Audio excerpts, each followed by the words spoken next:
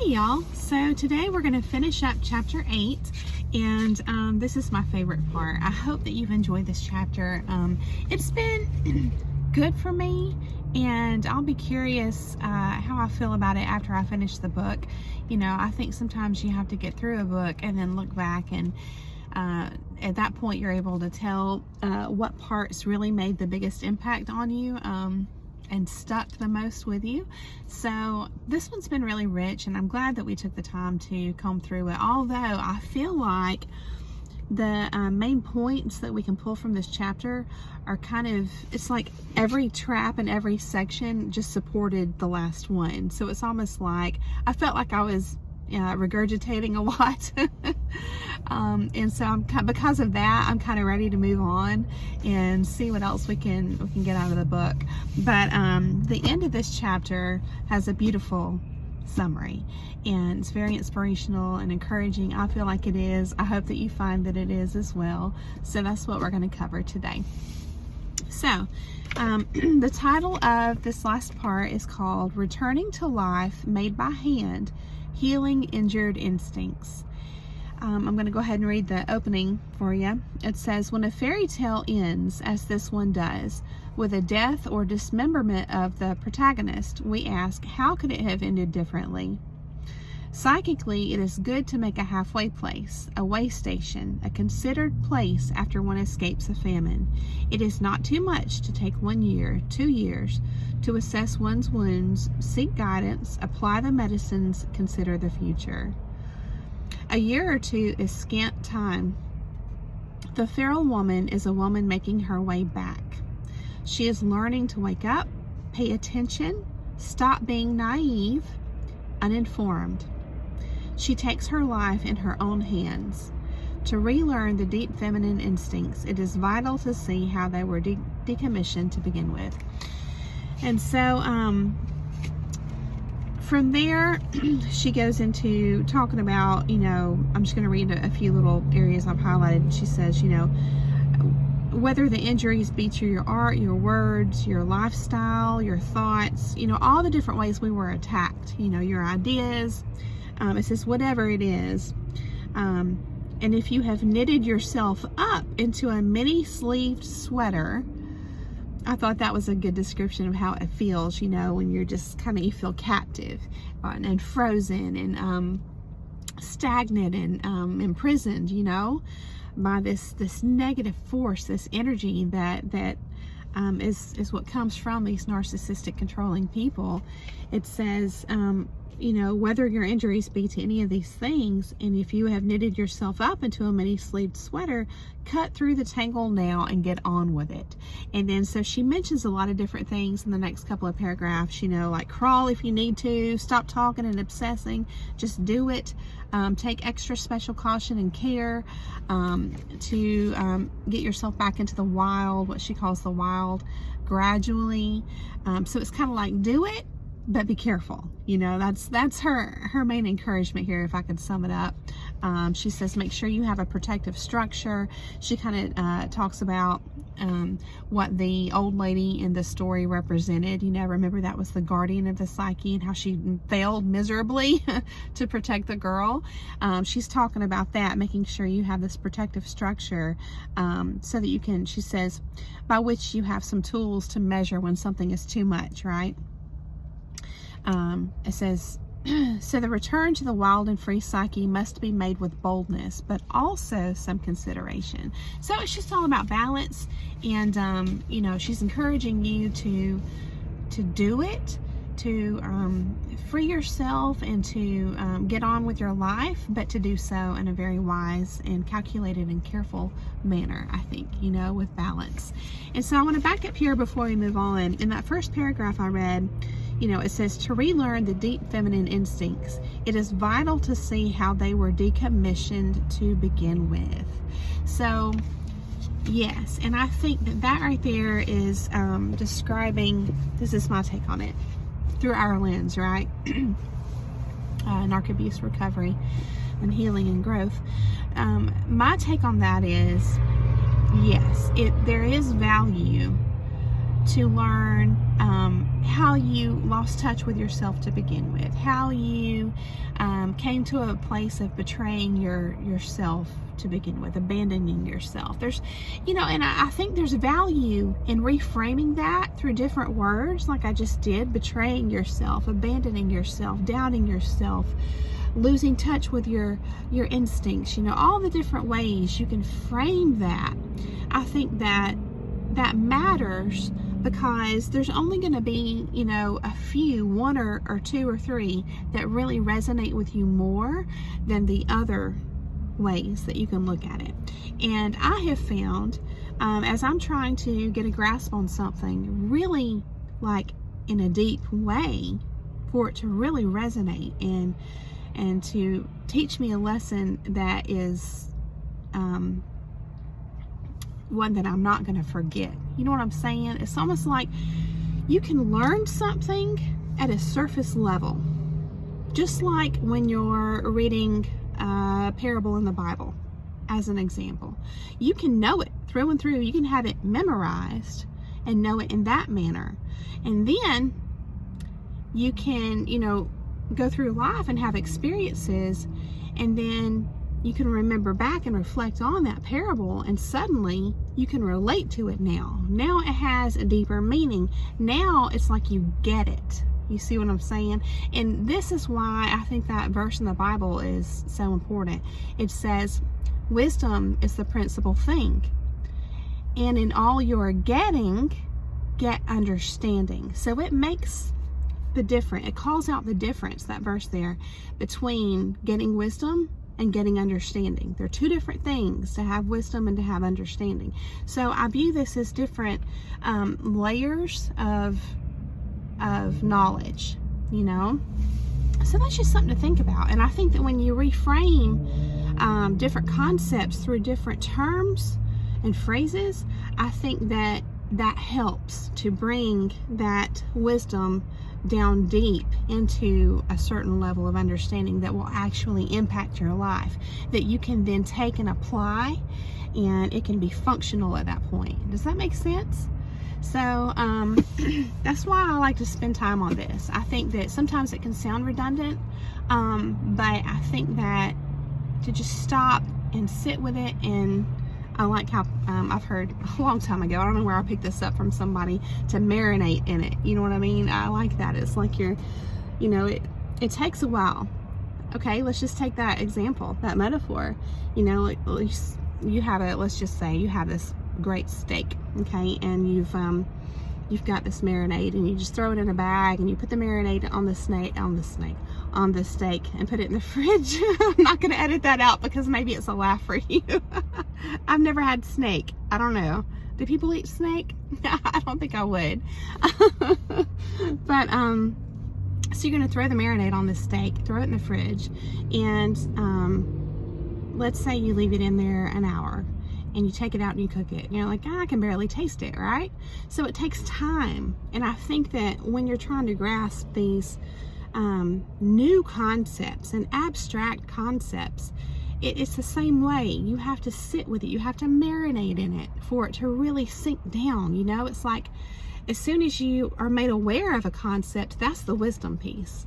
But sitting with it, reframing it, meditating on it, some people say, that's the part, that's the work that you have to do to bring it down, to let it sink into your true conscious awareness, to the point that it becomes understanding and applicable and useful in your life.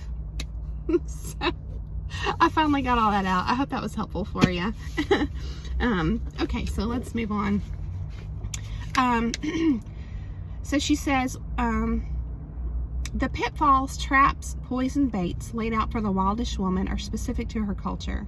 Here I have listed those that are common to most cultures. So she's trying to, because all of our experiences are very different, right? And I think she's trying to make a point that she's trying to represent, the main points that are going to be relatable to the most people. I think that's her point here.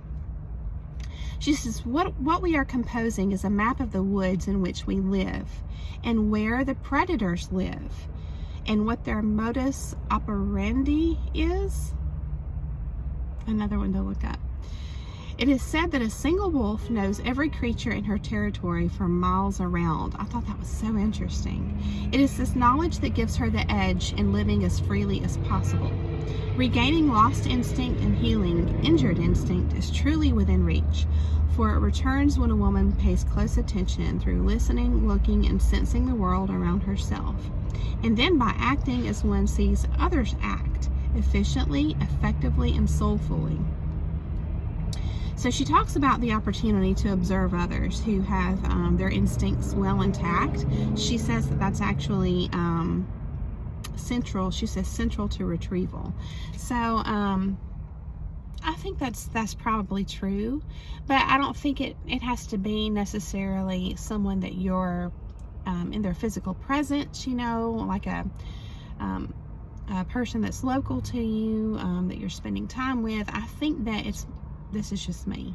I think it's more important that it's someone who really has it together, who has been there and done that, and you can tell through their actions and the way they live that they have gotten a good grasp on things, and that they're truly wise, and that they have healed.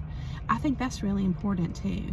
And so that might be somebody you know, online, or that you can work with over the phone or something like that. So I think just making sure that you're careful with who you seek out as a mentor is crucial. Something to think about. So it says, if our wild nature has been wounded by something, we refuse to lie down and die. We refuse to normalize this wound. And I would apply that to, like, when you, sometimes people take what they've been through and integrate it as part of their identity, or even sometimes it just becomes their identity as this victim, you know.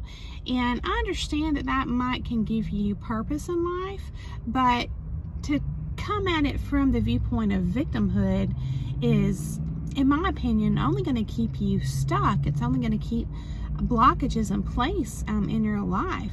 And even though you may find purpose there, what if you just take what you've been through and just view it from the angle of the victory? And I feel like you're going to be able to help people a lot better that way, and you're not going to have these blockages in your life where you can continue growing. You see what I'm saying? Because a position of victimhood as part of your identity is going to keep you stuck there, and you don't want to be stuck. You know, I know I don't want to be stuck. It's all about having that growth mindset, you know, because new things and beautiful changes and new experiences, and that's what life's all about, right? That's only going to be made possible if you're not keeping yourself stuck. So that's what I get when I read that right there. And sometimes we can just hit a small phrase in this book, and it's like it opens up a whole nother lesson in that one little sentence, you know. And I think that's important to stop. If you're reading, you know, like on your own, if you're reading and you know, in the middle of this paragraph, you just hit this one term even, or a phrase or sentence, and it just resonates with you, I think that at the minimal, you should highlight it and come back to it. But I personally think it's worthwhile to stop right then and there while you've got the context around it fresh in your mind, and go ahead and think about what that lesson is, what's calling to you, what is it that caught your attention, you know, because it's catching your attention for a reason. So when she says we refuse to normalize this wound, that's what I get out of that is, you know, we're not going to turn our bad experiences into our whole identity. It says we call up our instincts and do what we have to do. The wildish woman is, by nature, intense and talented, but because of being cut away from her instincts, she is also naive, accustomed to violence, adaptive to expatriation and exmatriation. Lovers, drugs, drink, money, fame, and power cannot much help the damage done, but a gradual re-entry to the instinctual life can. A gradual re-entry to the instinctual life can. It can what? The sentence before is help the damage done. So if you think about that, I think sometimes we feel like we shouldn't re-enter life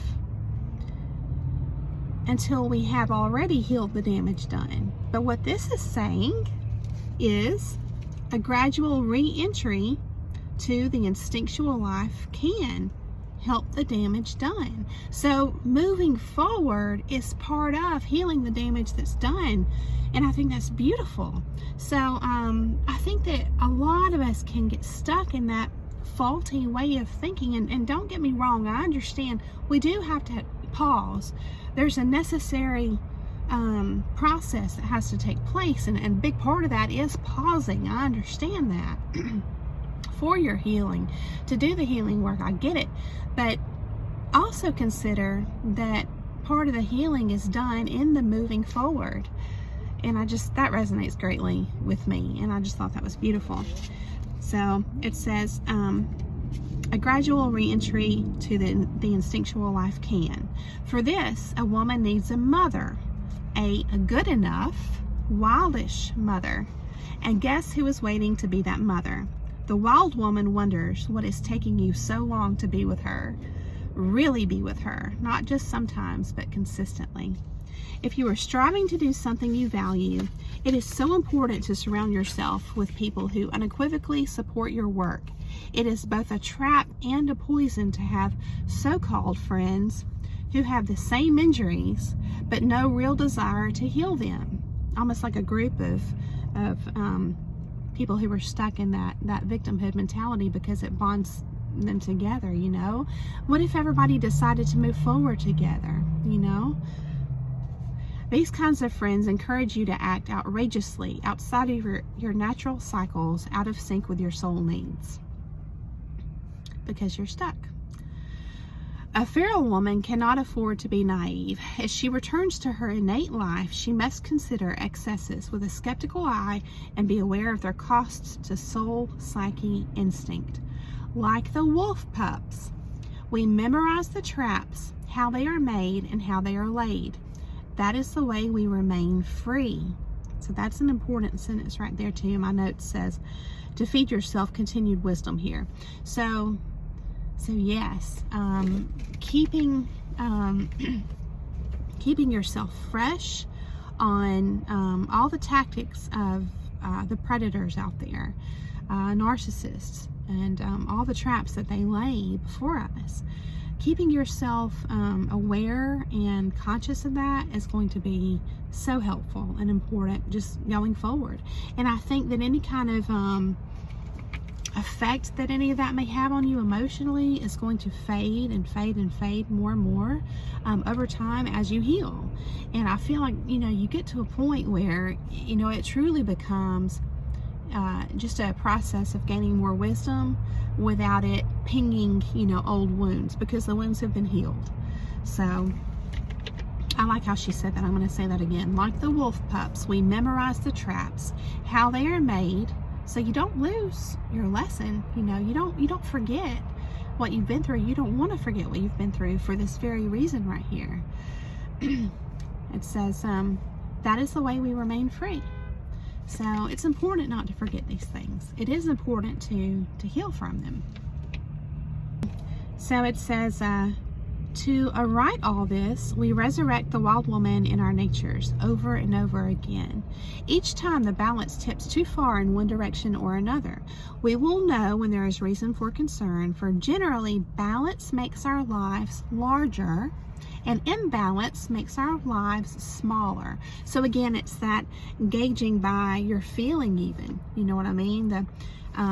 You know, being in tune with your body, with that guidance, that mechanism that's a part of the connection we have with our body, paying attention. You know, do we feel constricted and restricted? That's a sign that we're not in balance. Do we feel open? So that's an experience that you have in yoga. A lot of times the instructor will say, you know, to lead a pose with your heart space, and to, you know, pull your shoulders back and to open up your, you know, this area here. So it's more about the energetic impact on your body. And so just pay attention. And I love how she draws attention to that, because as you're trying to get back in alignment with your inner guidance system, you're going to be paying attention to how things and situations and people make you feel. So again, generally balance makes our lives larger and imbalance makes our lives smaller. One of the most important things we can do is to understand life, all life, as a living body in itself, one that has respiration, new cell turnover, slowing off, and waste material. It would be silly if we expected our bodies not to have waste material more than once every 5 years. It would be inane to think that just because we ate a day ago, we shouldn't be hungry today. It is just as fatuous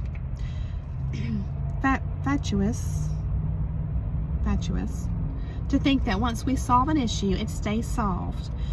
That once we learn, we always remain conscious ever after. No, life is a great body that grows and diminishes in different areas at different rates. When we are like the body, doing the work of new growth, wading through shit, just breathing or resting, we are very alive. We are within the cycles of the wild woman. Cycles and stages and phases, and expecting them and flowing through them and never staying stagnant. You know, all that's important.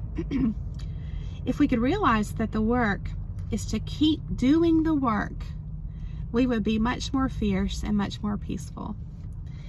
To stay with one's joy, we sometimes have to fight for it. We have to strengthen ourselves and go full bore, doing battle in whatever way we deem most shrewd. To prepare for siege, we may have to go without many comforts for the duration. We can go without most things for long periods of time, anything almost, but not our joy, not those handmade red shoes. Okay, and so now for the last part. Super encouraging, super beautiful, super inspiring to me, and I hope it is for you too. So just get comfortable and soak it up.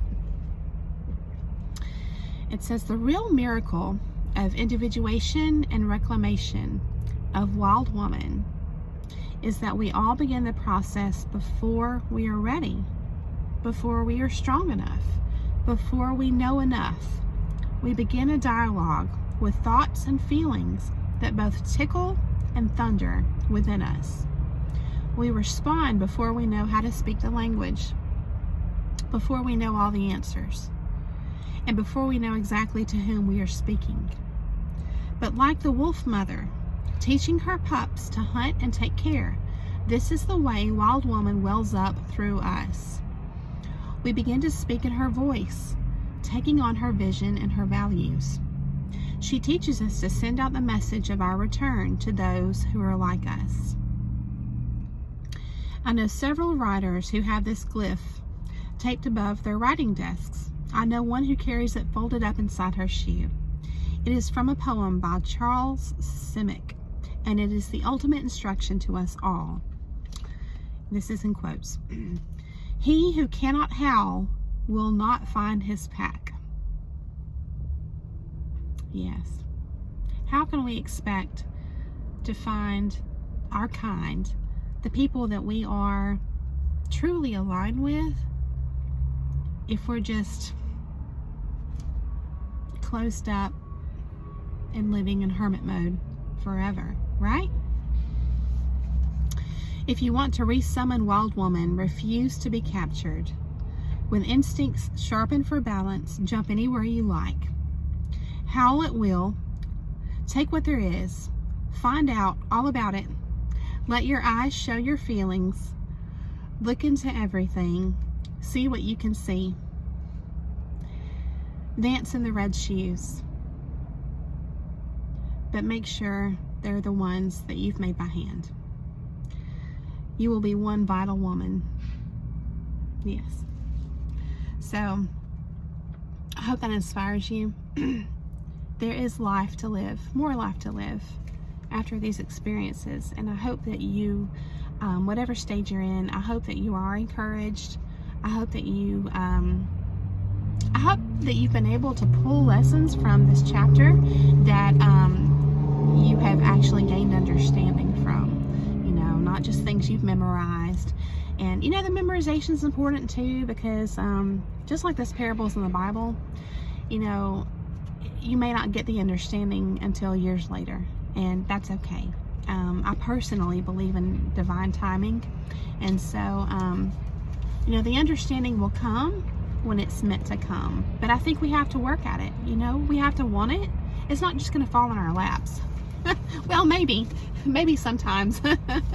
But anyway, thank you guys so much, and I think we're coming up on time. So my plan is I'm starting to get a good schedule for these videos. So I'm going to try to be posting on and I've been doing this a little bit already, Mondays and Tuesdays, Wednesdays if I can, and then again on Fridays and Saturdays if I can. So this is looking like this is going to be a good schedule for me to post videos for you all, and I will certainly keep you guys up to date as well and let you know if I can't do it. So I just really enjoy going along this journey with you all, and I hope that you enjoy coming along with me. So thanks again, and I really appreciate your engagement, and I hope you guys have a beautiful day, and I will see you soon.